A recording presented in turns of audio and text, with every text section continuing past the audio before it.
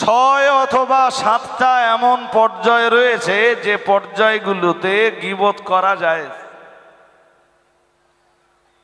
তার ভিতরে একটা পর্যায় হলো কোনো আলেমের দ্বারাতে যদি দ্বীনের কোনো ক্ষতি হয়, কোনো আলেম যদি মুসলিম কমিউনিটিকে দ্বীন ঈমান ইসলামের জায়গা থেকে দূরে সরিয়ে দেওয়ার অপচেষ্টা চালায়, ওই আলেমের নামে গীবত করা যায়।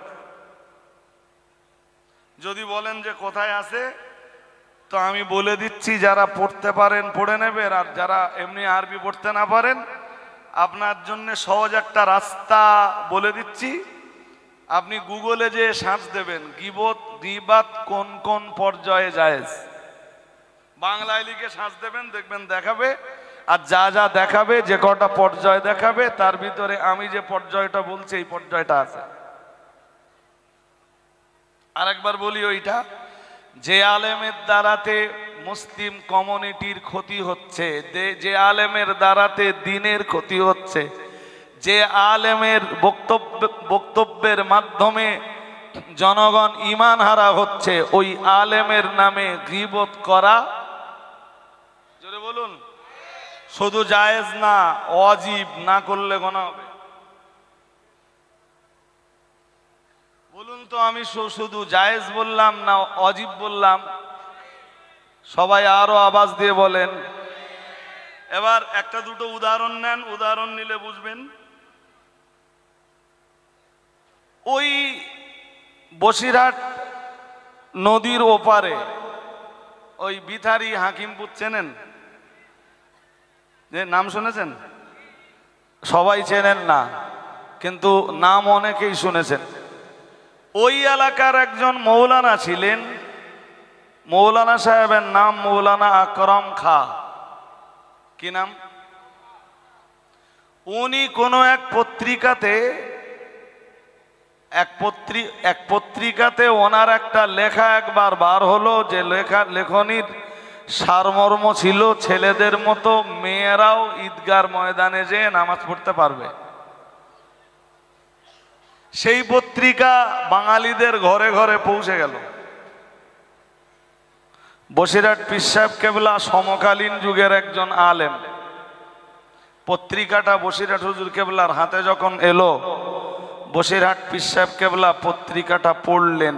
পত্রিকাটা পড়ে ওই পত্রিকার বিরুদ্ধে, ওই লেখনির বিরুদ্ধে, মৌলানা আকরাম খা সাহেবের মেয়েদের ঈদের জামাতে নিয়ে যাবার ব্যাপারে বসিরহাট পীর সাহেব কেবলা কলম নিয়ে লেখনির ময়দানে নেমে একটা কেতাব লিখলেন। কেতাবটার নাম দিলেন ঈদ ও নারী। কি নাম বলুন তো? ঈদ ও। তাতে বসিরহাট পীর সাহেব কেবলা মৌলানা আকরাম খা সাহেবের নাম ধরে প্রতিবাদের আওয়াজ তুললেন। এখন নাম ধরলেই যদি গীবত হয়, তো বসিরহাট পীর সাহেব কেবলা নাম ধরে প্রতিবাদের আওয়াজ করলেন। শুধু আওয়াজ করলেন না, কলম নিয়ে লেখনির ময়দানে নেমে পড়লেন। কেতাবটার নাম দিলেন ঈদ ও নারী। সেই কেতাব বাঙালিদের ঘরে ঘরে পৌঁছে দিলেন। এতে বসিরহাট পীর সাহেব কেবলার কোনো গুনাহ হবে?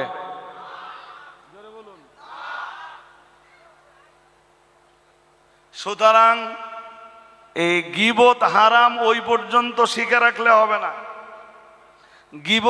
গীবতের জাওয়াজের যে পর্যায়গুলো আছে, এই পর্যায়গুলো একজন মৌলানাকে জানতে হবে। আমার কথা কি সবার কানে পৌঁছাচ্ছে? গীবতের জাওয়াজের পর্যায়গুলো সবাই, অন্তত সাধারণ মানুষ নাই বা জানুক, আলেমদেরকে তো জানতে হবে যে কোন কোন পর্যায়ে গীবত জায়েজ হয়, কখন কোন পর্যায়ে এসে গীবত ওয়াজিব হয়, অপরিহার্য হয়। দাদা পীর সাহেব কেবলা বাংলাদেশের কোনো একটা এলাকাতে যে যতবার সেই এলাকাতে যেতেন, ততবার ফকিরদের বিরুদ্ধে ওয়াজ করতেন।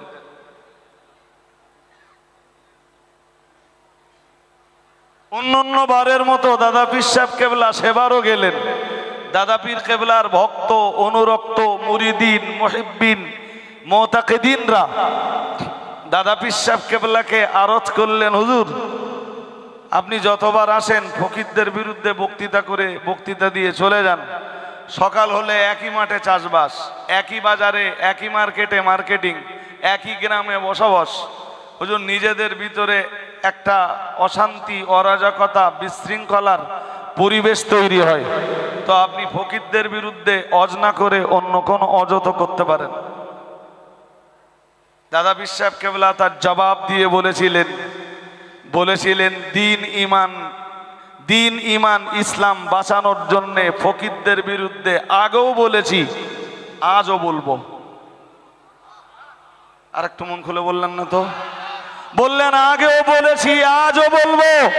তাতে তোমরা কে আমার মুরিদ থাকলে আর কে আমার মানে মুরিদানের জায়গা থেকে সরে গেলে আমি ফুরফুরার পীর আবু বকর, আমার তাতে কিছু এসে যায় না।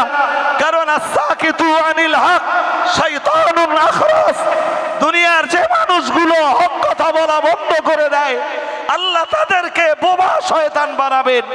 আমার মুরিদদেরকে রক্ষা করতে যে আমি হাসরের ময়দানে আল্লাহর কাছে বোবা শয়তান হয়ে উঠতে চাই না।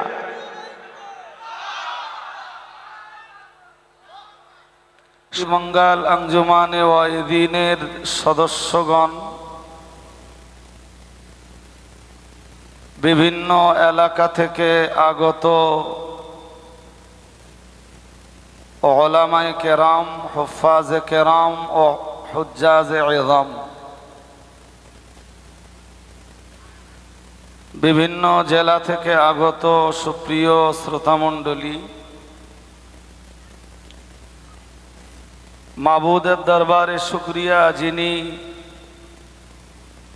দীর্ঘ 1 বছর পর জামিয়া রহমানিয়ার বাৎসরিক ইসালে সওয়াবের শেষ রজনী তথা ফাল্গুন মাসের 3 তারিখের রাত্রে অত্র ময়দানে আমাদের সকলকে সমাবেত হবার সুযোগ দান করেছেন।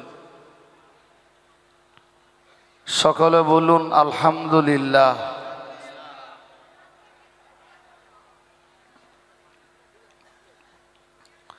সালাত ও সালামের নজরানা প্রেরণ করি প্রিয় রসুলের প্রতি। আমরা সকলেই সমস্বরে সমকণ্ঠে আওয়াজ তুলে পড়ি সাল্লাল্লাহু, আওয়াজ খুব ভালো হয়নি, আর একটু আওয়াজ দেন, সাল্লাল্লাহু আলাইহি ওয়াসাল্লাম। বাদাল হামদি ওয়াসসালাতি ওয়াসসালাম।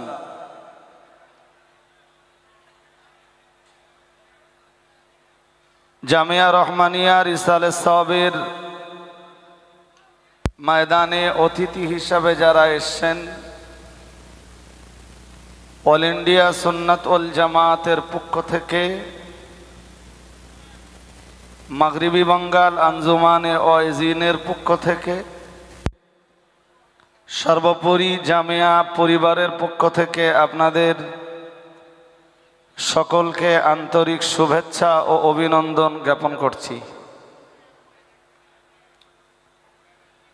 আমি কোরআনুল কারীমের সূরা হুজুরাতের একটুখানি অংশ পড়েছি। প্রিয় রসুলের জবানে বলা অগণিত হাদিসের ছোট্ট একটা হাদিস পড়েছি।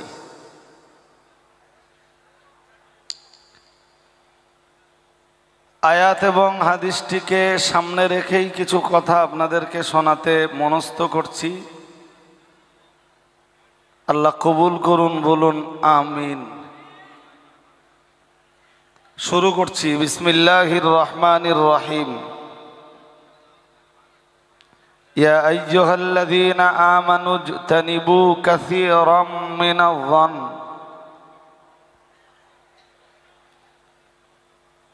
শুরুতেই আল্লাহ ঈমানওয়ালা মানুষদেরকে ডাক দিয়েছেন, ডাক দিয়ে বলেছেন, হে ঈমানওয়ালারা, ইজতানিবু কাসীরাম মিনায-যন্ন।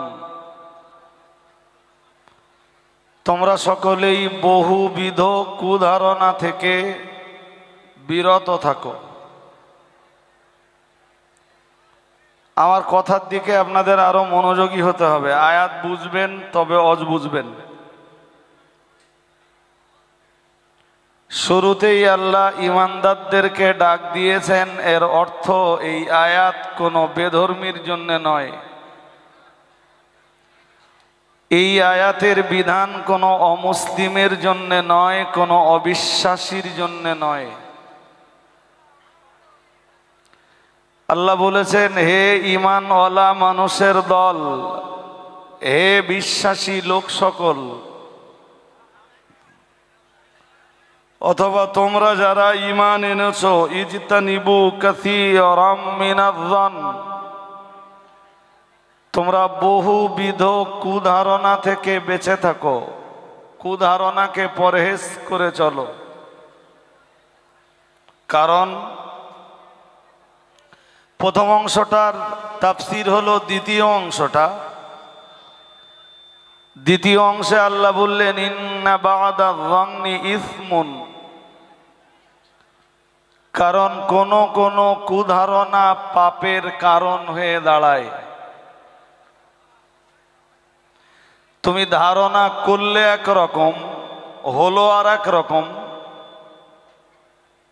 আল্লাহর কাছে তুমি তখন পাপী হিসাবে গণ্য। এটা ওই আয়াতের প্রথম বিধান। দ্বিতীয় বিধান, ওয়ালা তাজাসসু, আল্লাহ বললেন তোমরা জাসুসি করো না। জাসুসি হলো গুপ্তচরগিরি করা। তাহলে প্রথম বিধানে ছিল তোমরা কুধারণা পোষণ করো না, মানুষের প্রতি, বিশেষত মুমিনদের প্রতি সুধারণা রাখো। দ্বিতীয় বিধান, গুপ্তচরগিরির অভ্যাস বন্ধ করো। তিন নম্বর বিধান, ওয়ালা ইয়াগতাব বা'দুকুম বা'দা, আল্লাহ বললেন তোমরা একজন অন্যজনের নামে গীবাত করো না। গীবাত থেকে তোমরা দূরে থাকো। পরে আরো একটু অংশ রয়েছে, আইয়ুহিব্বু আহাদুকুম আইয়াকুলা লাহমা আখিহি মাইতান,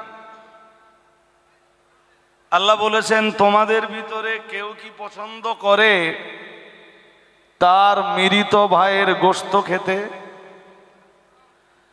যদি কেউ তোমাদের ভিতরে তার মরা ভাইয়ের গোশত খেতে পছন্দ করে তাহলে সে গীবত করতে পারে।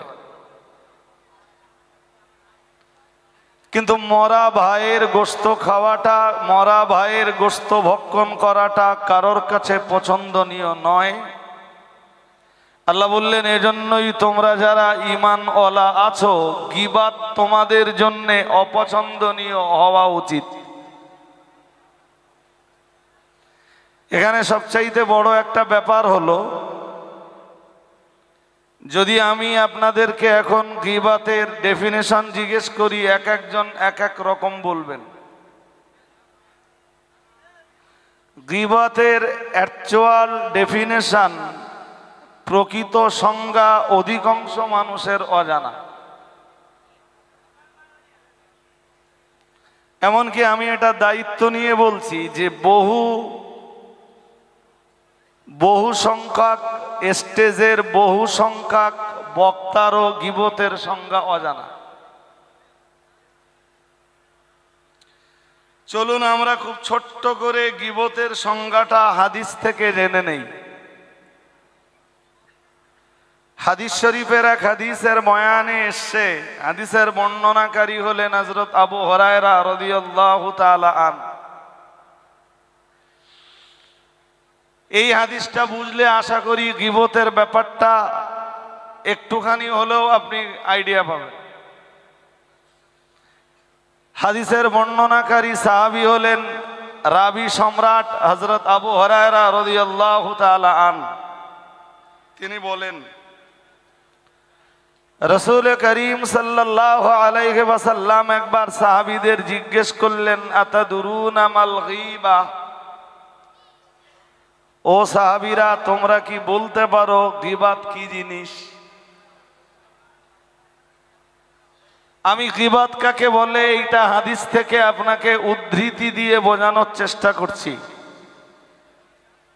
রাসূলুল্লাহ তা সাহাবীদেরকে জিজ্ঞেস করলেন, বলতে পারবে তোমরা গীবাত কি জিনিস?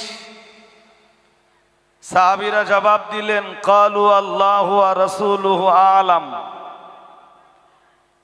হুজুর আমরা কেমনে বলবো, আল্লাহ এবং তার রাসূল ভালো জানেন, তো আপনি আমাদের বলে দেন গীবত কাকে বলে। রাসূলুল্লাহ জবাব দিলেন, বললেন, যিকরুকা আখাকা বিমা ইয়াকরাহ। রাসূল বললেন, গীবত হলো, সবার মনোযোগ আছে, এক একজনকে আমি একটু অস্থির দেখছি, কিন্তু যদি অস্থির চিত্তে শোনেন আমি আমার কথা বোঝাতে পারবো না। রাসূলুল্লাহ বললেন, যিকরুকা আখাকা বিমা ইয়াকরাহ। গীবত হলো তোমার কোনো ভাইয়ের নামে এমন কিছু আলোচনা করা যেটা সে অপছন্দ করে। আরেকবার বলছি, তোমার কোনো ভাইয়ের নামের এমন কিছু আলোচনা যা সে অপছন্দ করে, ওইটার নাম গীবত। সামনে বলা না পিছনে বলা, রাসূল এসব কথা কিচ্ছু বললেন না।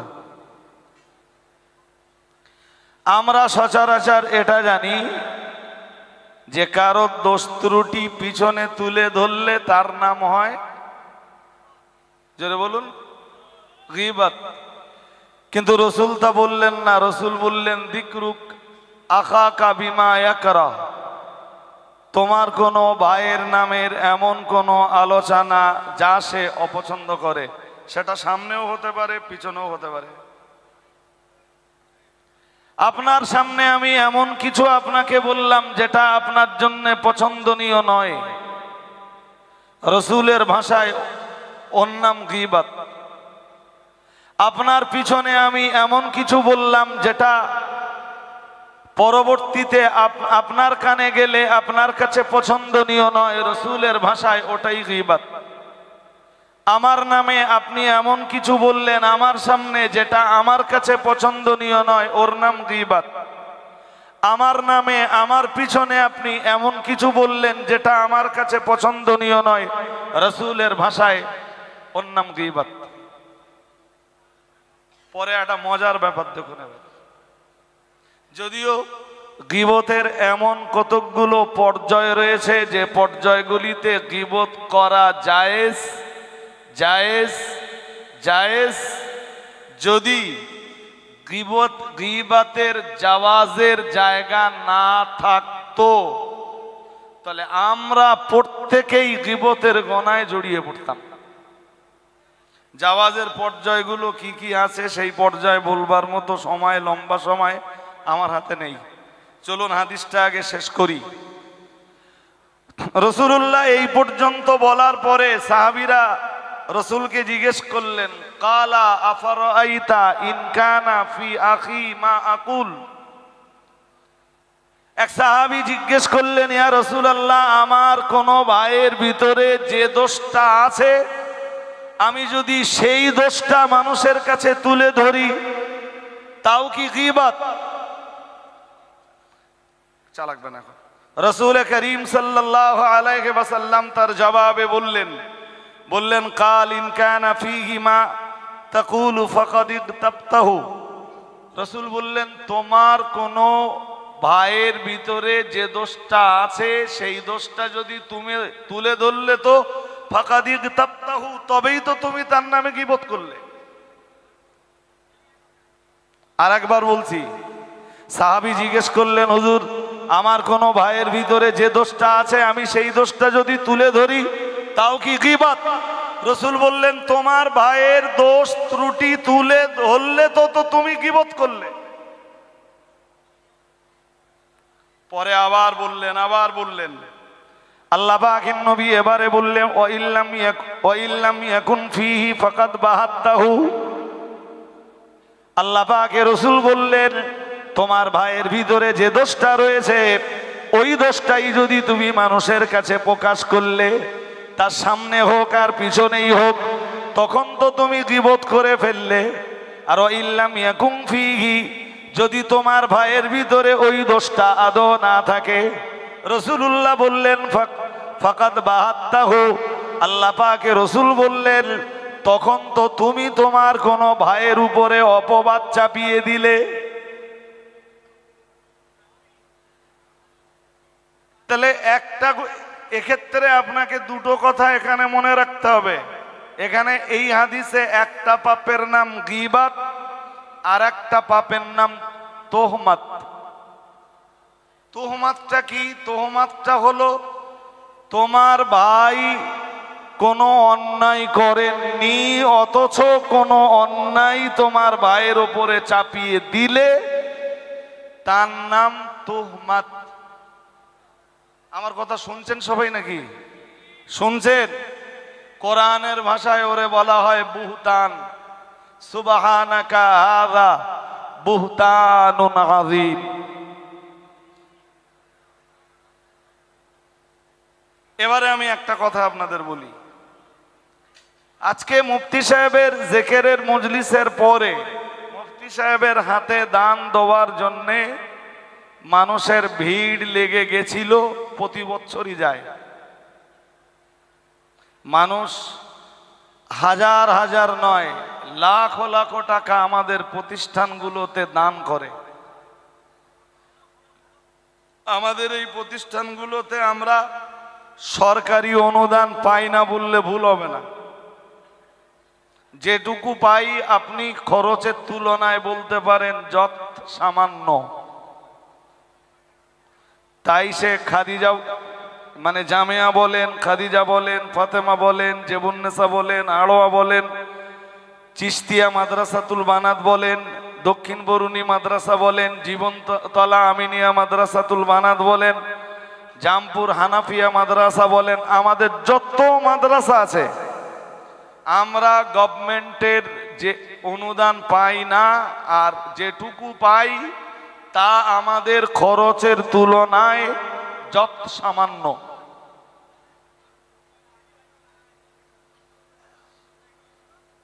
এই পর্যন্ত শোনার পরে একটা কথা মনে হয় একটু শোনা আপনাদের ভালো হবে। সেটা হলো ৬ অথবা ৭টা এমন পর্যায় রয়েছে যে পর্যায়গুলোতে গীবত করা যায়। তার ভিতরে একটা পর্যায় হলো কোনো আলেমের দ্বারাতে যদি দিনের কোনো ক্ষতি হয়, কোনো আলেম যদি মুসলিম কমিউনিটিকে দিন ইমান ইসলামের জায়গা থেকে দূরে সরিয়ে দেওয়ার অপচেষ্টা চালায়, ওই আলেমের নামে গীবত করা যায়। যদি বলেন যে কোথায় আছে, তো আমি বলে দিচ্ছি, যারা পড়তে পারেন পড়ে নেবেন, আর যারা এমনি আরবি পড়তে না পারেন আপনার জন্য সহজ একটা রাস্তা বলে দিচ্ছি। আপনি গুগলে যে সার্চ দেবেন গীবাত কোন কোন পর্যায়ে জায়েজ, বাংলায় লিখে সার্চ দেবেন, দেখবেন দেখাবে। আর যা যা দেখাবে, যে কটা পর্যায় দেখাবে তার ভিতরে আমি যে পর্যায়টা বলছি এই পর্যায়টা আছে। আরেকবার বলি, ওইটা যে আলেমের দ্বারাতে মুসলিম কমিউনিটির ক্ষতি হচ্ছে, যে আলেমের দ্বারাতে দিনের ক্ষতি হচ্ছে, যে আলেমের বক্তব্যের মাধ্যমে জনগণ ঈমান হারা হচ্ছে, ওই আলেমের নামে গীবত করা, জোরে বলুন, শুধু জায়েজ না, ওয়াজিব, না করলে গুনাহ হবে। বলুন তো, আমি শুধু জায়েজ বললাম না ওয়াজিব বললাম? সবাই আরো আওয়াজ দিয়ে বলেন। এবার একটা দুটো উদাহরণ নেন, উদাহরণ নিলে বুঝবেন। ওই বসিরহাট নদীর ওপারে ওই বিথারি হাকিমপুর চেনেন? যে নাম শুনেছেন? সবাই চেনেন না। কিন্তু নাম অনেকেই শুনেছেন। ওই এলাকার একজন মৌলানা ছিলেন, মৌলানা সাহেবের নাম মৌলানা আকরম খা। কি নাম? উনি কোনো এক পত্রিকাতে ওনার একটা লেখা একবার বার হলো, যে লেখনির সারমর্ম ছিল ছেলেদের মতো মেয়েরাও ঈদগার ময়দানে যেয়ে নামাজ পড়তে পারবে। সেই পত্রিকা বাঙালিদের ঘরে ঘরে পৌঁছে গেল। বসিরহাট পীর সাহেব কেবলা সমকালীন যুগের একজন আলেম। পত্রিকাটা বসিরহাট হুজুর কেবলার হাতে যখন এলো, বসিরহাট পীর সাহেব কেবলা পত্রিকাটা পড়লেন। পত্রিকাটা পড়ে ওই পত্রিকার বিরুদ্ধে, ওই লেখনির বিরুদ্ধে মৌলানা আকরম খা সাহেবের মেয়েদের ঈদের জামাতে নিয়ে যাবার ব্যাপারে বসিরহাট পীর সাহেব কেবলা কলম নিয়ে লেখনির ময়দানে নেমে একটা কেতাব লিখলেন। কেতাবটার নাম দিলেন ঈদ ও নারী। কি নাম বলুন তো? ঈদ ও। তাতে বসিরহাট পীর সাহেব কেবলা মৌলানা আকরম খা সাহেবের নাম ধরে প্রতিবাদের আওয়াজ তুললেন। এখন নাম ধরলেই যদি গীবত হয়, তো বসিরহাট পীর সাহেব কেবলা নাম ধরে প্রতিবাদের আওয়াজ করলেন। শুধু আওয়াজ করলেন না, কলম নিয়ে লেখনির ময়দানে নেমে পড়লেন। কেতাবটার নাম দিলেন ঈদ ও নারী। সেই কেতাব বাঙালিদের ঘরে ঘরে পৌঁছে দিলেন। এতে বসিরহাট পীর সাহেব কেবলার কোনো গোনা হবে?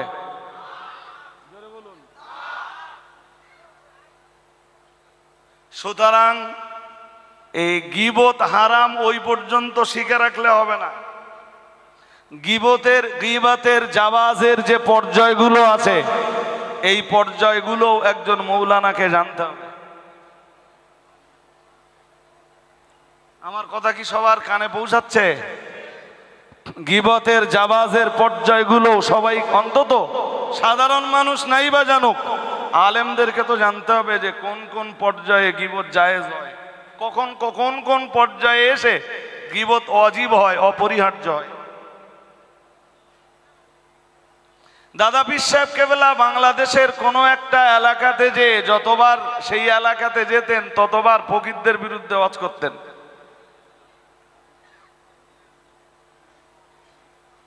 অন্য বারের মতো দাদা পীর সাহেব কেবলা সেবারও গেলেন। দাদা পীর কেবলার ভক্ত, অনুরক্ত, মুরিদিন, মুহিব্বিন, মুতাকিদিনরা দাদা পীর সাহেব কেবলাকে আরজ করলেন, হুজুর আপনি যতবার আসেন ফকিরদের বিরুদ্ধে বক্তৃতা দিয়ে চলে যান। সকাল হলে একই মাঠে চাষবাস, একই বাজারে, একই মার্কেটে মার্কেটিং, একই গ্রামে বসবাস। হুজুর নিজেদের ভিতরে একটা অশান্তি, অরাজকতা, বিশৃঙ্খলার পরিবেশ তৈরি হয়। তো আপনি ফকিরদের বিরুদ্ধে অজ না করে অন্য কোনো অজত করতে পারেন। দাদা পীর সাহেব কেবলা তার জবাব দিয়ে বলেছিলেন দিন ইমান ইসলাম বাঁচানোর জন্যে ফকিরদের বিরুদ্ধে আগেও বলেছি, আজও বলবো। আর একটু মন খুলে বললেন না তো? বললেন আগেও বলেছি, আজও বলবো। তাতে তোমরা কে আমার মুরিদ থাকলে আর কে আমার মানে মুরিদানের জায়গা থেকে সরে গেলে আমি ফুরফুরার পীর আবু বকর, আমার তাতে কিছু এসে যায় না। কারণ আস-সাকিতু আনিল হক শাইতানুন আখরাস। দুনিয়ার যে মানুষগুলো হক কথা বলা বন্ধ করে দেয়, আল্লাহ তাদেরকে বোবা শয়তান বানাবেন। আমার মুরিদদেরকে রক্ষা করতে যে আমি হাসরের ময়দানে আল্লাহর কাছে বোবা শয়তান হয়ে উঠতে চাই না।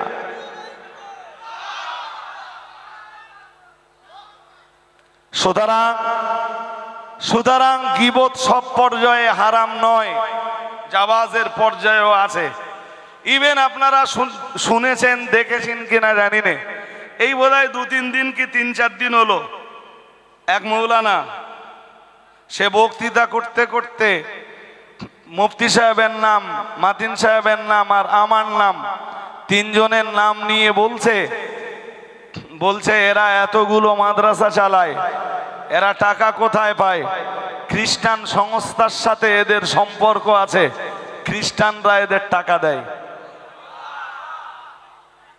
এই পর্যন্ত যা ওয়াজ শুনেছেন, জ্ঞান বুদ্ধি বিবেক আছে, এবার বলে ফেলুন এটা গীবত না তহমত? সবাই জোর করে বলুন।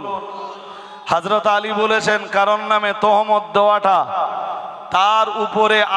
তার মাথার উপরে আকাশ চাপিয়ে দেওয়া অপেক্ষাও ভারী।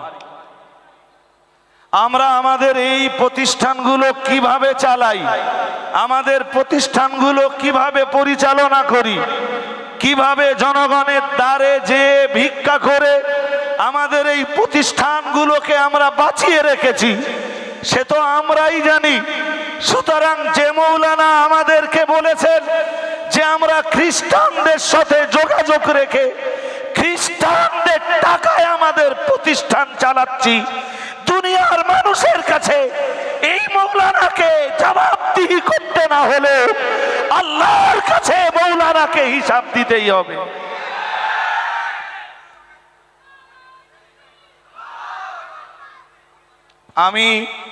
আমি অনেক দিন, বেশ মানে কি বলবো, কয়েক মাস হয়ে গেল বলা যায় যে প্রতিবাদী কোনো অজই করিনি।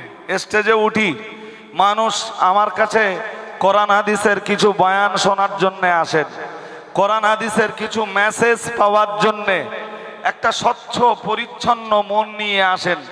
যে কারণে আমি প্রতিবাদমূলক কোনো কথাই এই সম্প্রতিতে খুব বেশি বলেছি আমার মনে পড়ে না। আর এমনি তো আমি যেটুকু প্রতিবাদ করি কোরআন হাদিসের মানদণ্ডে দাঁড়িয়েই প্রতিবাদ করি। না কাউকে কখনো গালিগালাজ করেছি, না কাউকে কখনো কারোর প্রতি কখনো কোনো অশ্রাব্য ভাষা ব্যবহার করেছি, এমনটা আমার মনে পড়ে না। যখনই প্রতিবাদ করি অল ইন্ডিয়া সুন্নাত ওয়াল জামাআতের এগেনস্টে যখনই বিষাক্ত তীর নিক্ষেপ করা হয়, তখনই কোরআন হাদিসের আলো দিয়ে প্রতিবাদ করে সেটাকে প্রতিহত করার চেষ্টা করি। এটা অল ইন্ডিয়া সুন্নাত ওয়াল জামাআতের একজন সৈনিক হিসাবে আমার দায়িত্ব এবং কর্তব্য। সুতরাং যেটুকু প্রতিবাদ করি, যখন দেখি যে আমাদের আলেমদের নামে অপবাদের বিষাক্ত তীর নিক্ষিপ্ত হচ্ছে, সেগুলোকে কোরআন আর হাদিসের আলো দিয়ে, কোরআন আর হাদিসের মাধ্যমে শুধু রুখে দেওয়ার চেষ্টাটা করি, যাতে অল ইন্ডিয়া সুন্নাত ওয়াল জামাত সংগঠনটা বেঁচে থাকে। কারণ অল ইন্ডিয়া সুন্নাত ওয়াল জামাত সংগঠন বেঁচে থাকলে জামিয়া বেঁচে থাকবে ইনশাআল্লাহ। অল ইন্ডিয়া সুন্নাত ওয়াল জামাত থাকলে তবে অল ইন্ডিয়া সুন্নাত ওয়াল জামাতের পরিচালিত শিক্ষা প্রতিষ্ঠানগুলো দুর্বার গতিতে এগিয়ে চলবে ইনশাআল্লাহ। হাজেরিনে মজলিস, এখন তো এই এক্ষুনি যা দেখছি সাম্প্রতিক অতীতে, আমার দিকে মনোযোগ রাখতে হবে সবাইকে। আমি ওয়াজ বেশি